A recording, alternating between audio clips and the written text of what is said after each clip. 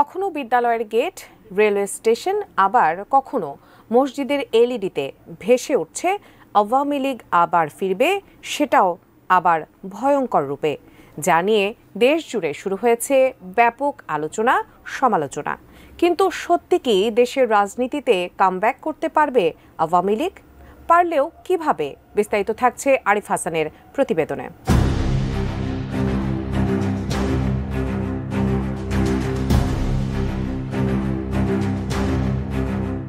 সদ্য বিদায়ী বছরের ২৪ অক্টোবর রাতে বগিলাঞ্চ্যুত হওয়ার ঘটনায় যখন ট্রেনের শিডিউল তছনছ, তখন কমলাপুর রেল স্টেশনের বহির্গমন পথের ডিসপ্লেতে ভেসে ওঠে আওয়ামী লীগ জিন্দাবাদ লেখা। রেল কর্তৃপক্ষের দাবি, কে বা কারা সফটওয়্যারের মাধ্যমে ডিজিটাল বোর্ডের সিস্টেম হ্যাক করে এই লেখা ইনস্টল করেছে। এ ঘটনায় ২ জনকে সাময়িক বরখাস্ত করেছে রেলওয়ে কর্তৃপক্ষ।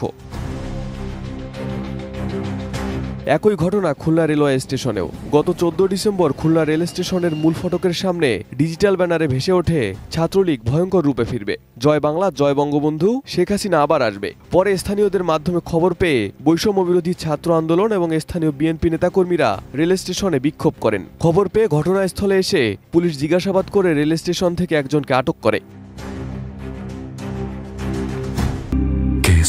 শেকড় থেকে শিখরে এমন কর্মকাণ্ডে বাদ যায়নি মসজিদও। গত ৩০ ডিসেম্বর দুপুরে ফেনী কেন্দ্রীয় বড় মসজিদের নামাজের সময়সূচির ডিজিটাল স্ক্রিনে প্রদর্শিত হয় আওয়ামী লীগ আবার ফিরবে, জয় বাংলা। এ ঘটনায় স্থানীয়রা তাৎক্ষণিকভাবে একজন অপারেটরকে আটক করে পুলিশের হাতে তুলে দেয়। এ ঘটনায় ফেনীর সব মসজিদ, মাদ্রাসা, বিদ্যালয় ও বিপণী বিতানে স্থাপিত ডিজিটাল বিজ্ঞাপনী বিলবোর্ড সাময়িকভাবে বন্ধ রাখার নির্দেশ দেন ফেনীর জেলা প্রশাসক।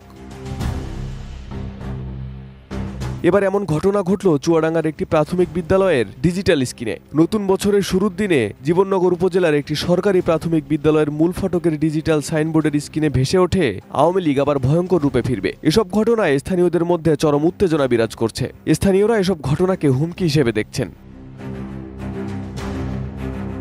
কিন্তু ডিজিটাল সাইনবোর্ড কিংবা দেয়ালে আওয়ামী লীগের প্রত্যাবর্তনের কথা লিখলেও আদৌ দেশের রাজনীতিতে দলটির ফেরা এতটা দ্রুত ও সহজ নয় বলে মনে করছেন বিশ্লেষকরা। কারণ জুলাই অভ্যুত্থানে গণহত্যার দায়ে দলটির অধিকাংশ নেতাকর্মীদের বিরুদ্ধে একযোগে হত্যা মামলা হয়েছে।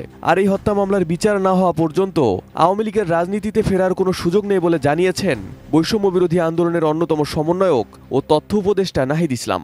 এই যে হত্যাযোগ্য হয়েছে এবং গত ১৫-১৬ বছরের যে দুর্নীতি, দুঃশাসন, লুটপাট এবং ভোটাধিকার হরণ, এর জন্য অবশ্যই আওয়ামী লীগকে বিচারের কাঠগড়ায় দাঁড়া করাতে হবে, যেটার কার্যক্রম শুরু হয়েছে।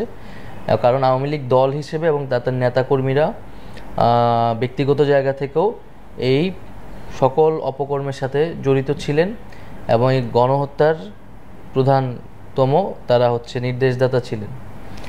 তো সেই জায়গা থেকে তাদের যে হত্যাগুলো তারা করেছেন এবং যে অপকর্মগুলো করেছে সেটার জন্য তাদেরকে বিচারের মুখোমুখি করা, বিচার প্রক্রিয়ার পরেই আসলে এটা বলা যাবে যে আওয়ামী লীগের রাজনীতি কতটুকু থাকবে বা থাকবে না, এবং জনগণই সেটা সিদ্ধান্ত নেবে। কিন্তু সবার আগে বিচারের আগে তাদের রাজনীতি বা তাদেরকে পুনর্বাসন করার কোনো সুযোগ নেই।